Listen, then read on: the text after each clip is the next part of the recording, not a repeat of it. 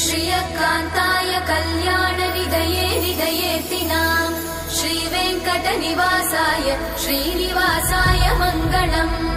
लक्ष्मी सविभ्रमालोकसुभ्रूविभ्रमचक्षुषे चक्षुषे सर्वलोकानां वेङ्कटेशाय मङ्गलम्।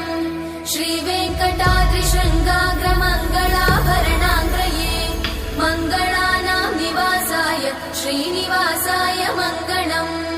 सर्वावयव सौन्दर्य सम्पदा सर्वचेतसां सदा सम्मोहनायास्तु वेङ्कटेशाय मङ्गलम्। नित्याय निरवध्याय सत्यानन्दचिदात्मने सर्वान्तरात्मने श्रीमद् वेङ्कटेशाय मङ्गलम्।